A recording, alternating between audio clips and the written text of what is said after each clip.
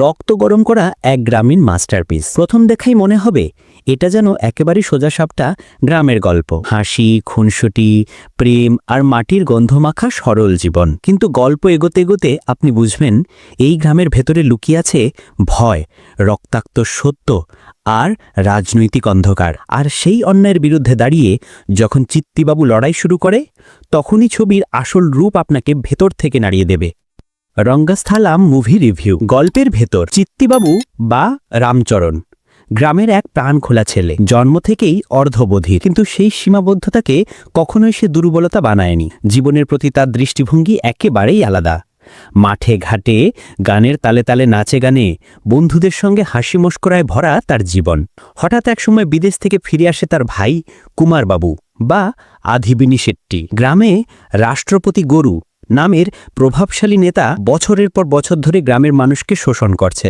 তার রাজনৈতিক দাপটে কেউ মুখ খোলা সাহস পায় না, কিন্তু কুমারবাবু এই অন্যায় মেনে নিতে পারে না। সে প্রতিবাদ শুরু করে, মানুষের পাশে দাঁড়ায়, আর ধীরে ধীরে গ্রাম জুড়ে একটা নতুন আশা জাগিয়ে তোলে। প্রথমে চিত্তিবাবু এসব ব্যাপারে উদাসীন ছিল, কিন্তু একসময় যখন সেই অন্যায়ের আজ তার পরিবার পর্যন্ত এসে পৌঁছে যায়, তখন তার ভেতরে জমে থাকা আগুন ফেটে পড়ে।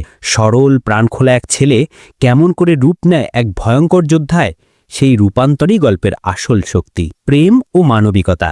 গল্পের মাঝে আরেকটা সুন্দর দিক হল চিত্তিবাবু ও রমালক্ষ্মীর প্রেম। রমা গ্রামের মাটির গন্ধ ভরা এক সহজ সরল মেয়ে। তার সঙ্গে চিত্তিবাবুর সম্পর্ক ছবিকে দিয়েছে এক নরম আবেগের ছোঁয়া।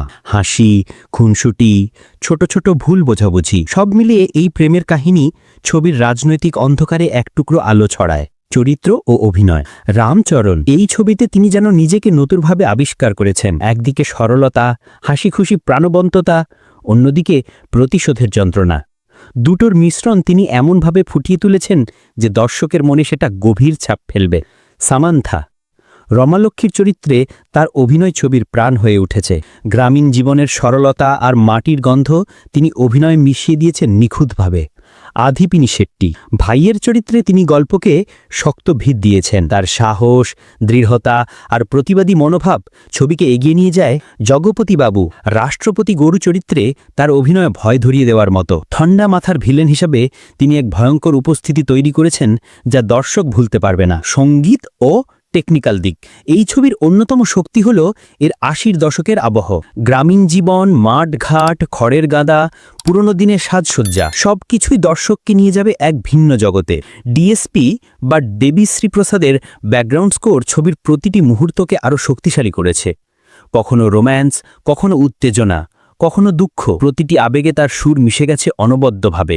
গানগুলো এতটাই জনপ্রিয় হয়েছে যে মুক্তির পরও এখনও অনেকের প্লেলিস্টে জায়গা করে আছে। সিনেমাটোগ্রাফিও একেবারে অসাধারণ। গ্রামের সৌন্দর্য, চরিত্রের আবেগ, লড়াইয়ের দৃশ্য সবকিছু এমনভাবে ধরা হয়েছে যে পর্দা থেকে চোখ সরানো কঠিন। রাজনৈতিক টানাপোড়েন। এই ছবির ভেতরেই লুকিয়ে আছে রাজনৈতিক বাস্তবতা। গ্রামীণ ক্ষমতার খেলা, সাধারণ মানুষের ভয়, অন্যায়ের প্রতিবাদ, সবকিছুই যেন বাস্তব জীবনের প্রতিচ্ছবি। ঠিক যেমন আজকের সমাজেও অন্যায়ের বিরুদ্ধে দাঁড়াতে গেলে কত বাধার সম্মুখীন হতে হয়, ছবিতেও সেটা তীক্ষ্ণভাবে ফুটে উঠেছে।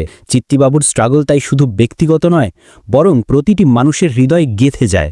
সবচেয়ে শক্তিশালী দিক রামচরণের অসাধারণ অভিনয়। সরলতা থেকে যন্ত্রণার রূপান্তর অবিস্মরণীয়। সামান্থার প্রাণবন্ত চরিত্র গ্রামীণ আবহে একদম মানানসই। ৮০ দশকের পরিবেশ, গান, সিনেমাটোগ্রাফি, ব্যাকগ্রাউন্ড স্কোর সবকিছুই অনবদ্য। জগপতিবাবুর ঠান্ডা হলেও ভয় ধরিয়ে দেওয়ার মতো ভিলেনই মুভিকে আরও শক্তিশালী করেছে। শেষ কথা, রঙ্গস্থলম শুধু একটা গ্রামীণ সিনেমা নয়, এটা এক আবেগ, এক লড়াই, এক প্রতিশোধের যাত্রা।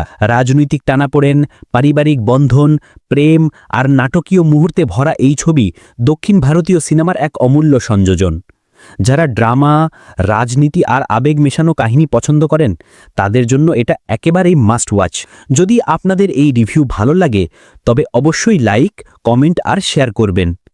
আর এমন দুর্দান্ত মুভি রিভিউ ও আপডেট পেতে সাবস্ক্রাইব করুন আমাদের YouTube channel the world of movies.